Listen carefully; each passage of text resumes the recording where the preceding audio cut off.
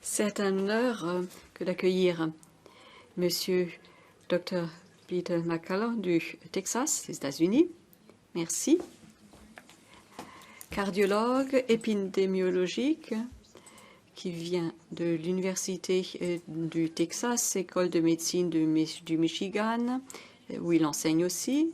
Il est spécialiste dans le domaine des maladies infectieuses, également spécialiste en matière de cardiologie, et il suit l'évolution des répercussions cardiologiques des maladies infectieuses et également les répercussions en la matière des vaccinations du Covid. Il a été cité à au moins 500 reprises dans les articles scientifiques qui sont disponibles dans la librairie américaine. Il a travaillé pendant des années pour la lutte contre le virus type SARS-CoV-2 avec différentes contributions au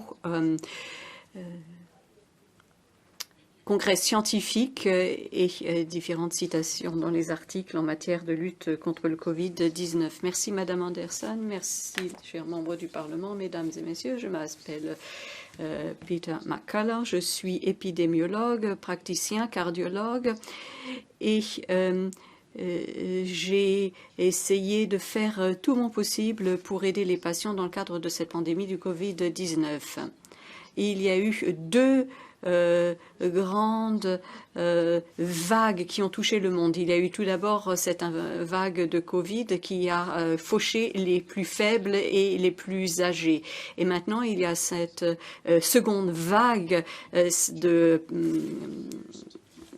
calamité sanitaire, ça a été ce vaccin du Covid-19 et il semble que l'OMS ait été à la source de tous ces deux maux. L'OMS qui semble être à la solde d'un syndicat,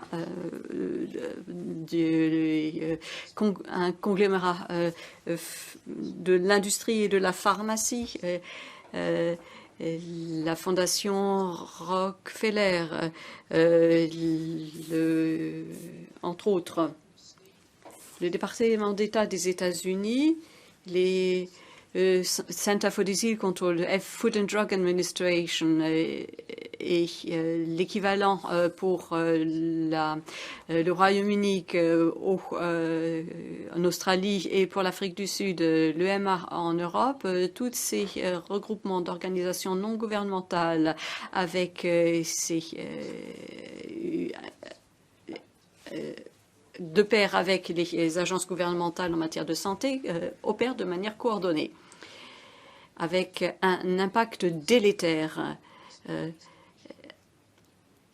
Et l'OMS, dans le cadre de cette pandémie, a mené une enquête sur la source du Covid-19. Et c'est là que l'on a essayé de masquer et maquiller un peu les choses. À l'époque, nous le savions et on l'a su dans le cadre d'audience du Congrès que Francis Fauci, Jamie Farrell, qui était au Wellcome Trust, qui est l'expert scientifique en chef de l'OMS et d'autres à Sydney et ailleurs, Peter Dussel au l'EcoHealth Alliance. En janvier 2020, ils ont masqué ce qu'ils savaient, à savoir que ce virus était le produit de l'ingénierie génétique du laboratoire de Wuhan avec l'aide également de scientifiques américains. Voilà ce qui a été occulté, ce qui a été également maquillé par quelques experts en chef auprès de l'OMS. Voilà ce qui est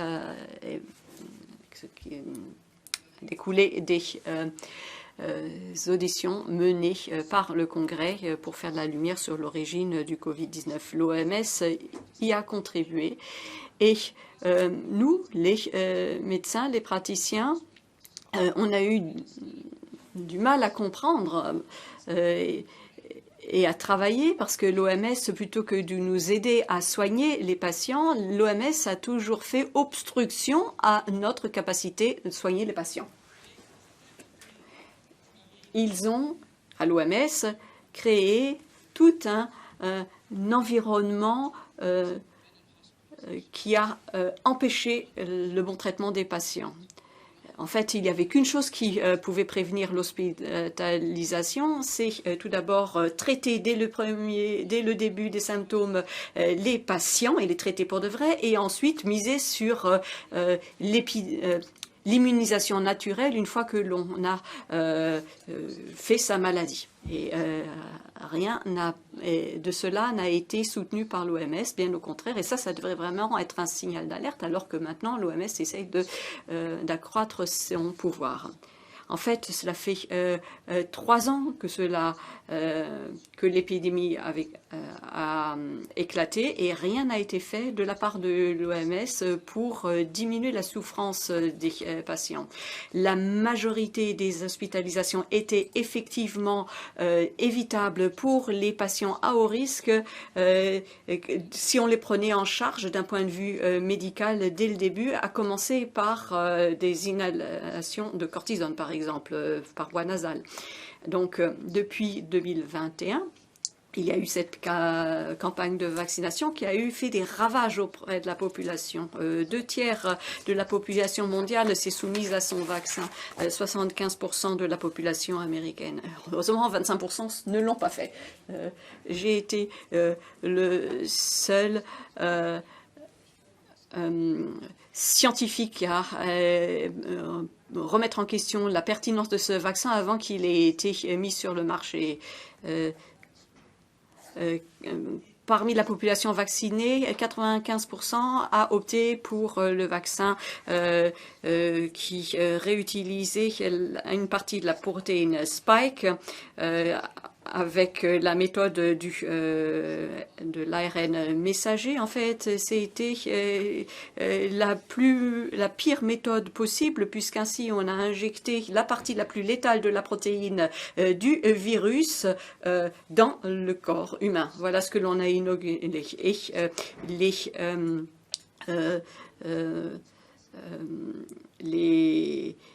les études scientifiques montrent que cet ARN messager, dès lors qu'il est inoculé, il n'est plus éliminé du corps.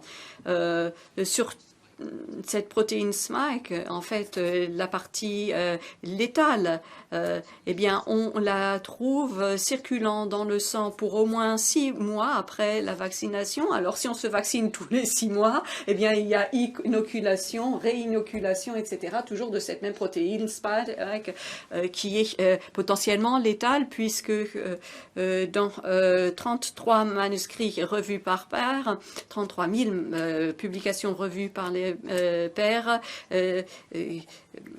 cette protéine Spike induit des troubles cardiovasculaires, notamment des myocardites. Et avant le Covid, je suis cardiologue, nous avions des orientations en termes de cardiologique. Dès lors qu'il y a myocardite symptomatique ou asymptomatique, il était interdit de faire un quelconque activité sportive, car myocardite veut dire, après un effort, potentiel de risque de crise cardiaque élevé. Et ces vaccins qui induisent des myocardites, on les a inoculés à des jeunes athlètes, à des jeunes sans sans les en avertir, et on a vu une épidémie de crise cardiaque chez les jeunes après la vaccination. Donc, vaccin Covid égale augmentation d'arrêt cardiaque, de crise cardiaque, augmentation d'épisodes d'hypertension artérielle, et on voit rétrospectivement qu'il y a un lien direct avec la vaccination du Covid, fibrillation également, dissection déchirure des carotides. Donc, vraiment, le lien est prouvé Ensuite, il y a les maladies neurologiques, les hémorragies, les paralysés, les AVC, tout cela également causé par la vaccination du Covid, les tinnitus, la surdité aiguë, l'apparition également de caillots sanguins. En fait, dans ces caillots sanguins, lorsqu'il y a eu des problèmes d'embolie ou d'AVC, on retrouve cette protéine spike dans des proportions que nous n'aurions jamais prévues. Il y a des personnes qui, depuis 2 ans maintenant, suite à une vaccination, ont des caillots sanguins que l'on ne peut pas dissoudre. On ne peut pas se débarrasser de cet ARN messager qui inclut quelques composants de la protéine spike. On ne peut pas l'éliminer du corps. Il y a également des syndromes multi-inflammatoires, différentes maladies qui ont leur propre acronyme. Donc tous ceux qui nous écoutent ici ou en ligne peuvent se poser la question, est-ce que c'est moi, est-ce que cela me concerne ou un membre de ma famille, quelle sera la prochaine personne qui deviendra victime de ces vaccins, puisque maintenant nous voyons des accidents cardiovasculaires 2 ans après après une vaccination et qui sont liés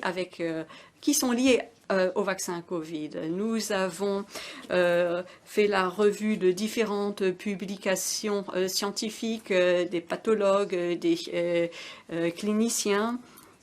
La plupart des morts qui sont survenus après la vaccination sont liées effectivement au vaccin, qu'il s'agit de myocardite qui sont effectivement quasiment à 100% dus au vaccin.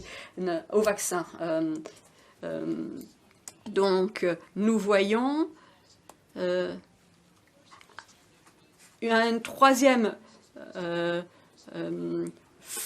fausse vague de fausses informations. La première vague de fausses informations, c'était qu'il fallait rester confiné à cause du Covid. Ensuite, qu'il fallait se vacciner à cause de Covid. Et ensuite, maintenant, on dit, eh bien, les problèmes que l'on voit apparaître sont liés au Covid et pas à la vaccination du Covid. Donc les problèmes de santé que l'on voit surgir en 2023 liés au Covid et pas à la vaccination contre le Covid. Or c'est faux, c'est lié au vaccin. Il y a effectivement un lien de cause à effet, ce sont les vaccins qui causent cette épidémie de maladies tous azimuts. Cela pourrait être l'un des membres de votre famille. Il y a un papier qui a été publié par Schmeling et Co. au Danemark qui montre que 30% de ceux qui ont été vaccinés n'ont aucun effet indésirable, même pas sensation de brûlure au niveau du point d'injection. Ces personnes semblent bien s'en tirer pour tout le temps, comme s'ils n'ont jamais été vaccinés. D'ailleurs, on trouve les mêmes proportions aux États-Unis. Ensuite, il y a un second lot, une seconde cohorte, soit en 10% d'individus qui ont quelques petits effets indésirables suite à la vaccination. Et il y a cette troisième cohorte, 4,2% qui ont des effets indésirables graves, mort subite, maladie cardiovasculaire, fibrillation, myocardite, formation de caillots. 4% de la population européenne sont à risque parce qu'ils ont eu ce vaccin. Et les données du CDC aux États-Unis font état de 7,7% qui sont obligés d'être pris en charge à l'hôpital suite à des effets indésirables graves dus au vaccin. Et on a remarqué que 15% de ceux qui ont été vaccinés ont connu ou connaissent toujours des problèmes médicaux. Donc 4%, 7%, c'est un peu cette zone d'ombre que l'on doit prendre en compte dans les calculs pour voir quels sont les effets indésirables. Assez pour dire que personne ne doit obtenir ce vaccin, être vacciné. Donc toutes ces études ont été corroborées par le rapport d'alerte et de vigilance pharmaceutique qui a été publié pour opérer, pour voir quels sont les effets à long terme de ce vaccin, et la conclusion a été de préconiser le retrait du marché de tous les vaccins Covid pour risque sanitaire, risque mortel. Moi, j'étais à une session du CDC et il a été conclu à cette session également que tous les lots de vaccins Covid devaient être retirés du marché. Et en mars 2023, l'Association des médecins américains, sur des études fondées sur des preuves scientifiques, ont également abouti à la même conclusion, retrait du marché de ces vaccins. Donc ces vaccins anti-Covid, ainsi que tous les rappels à venir, ne sont pas sûrs. Je vous en pleure en tant que représentant des citoyens, je vous implore, si vous avez un lien avec les différents organismes et agences médicales, eh bien, de tout faire pour que ces vaccins soient définitivement retirés du marché. Ce qui est en train de se faire, institut après institut, organisation après organisation, on préconise le retrait du marché aux États-Unis, et ce n'est simplement au niveau du gouvernement finalement que l'on bloque. Et tout cela, ce n'est qu'une question de temps. Et je pense que tous les États membres devraient se retirer de l'OMS et retirer à l'OMS toute légitimité pour décider et contraindre qui que ce soit, quelques médecins que ce soit, à agir de telle ou telle manière pour soigner ses patients. Merci.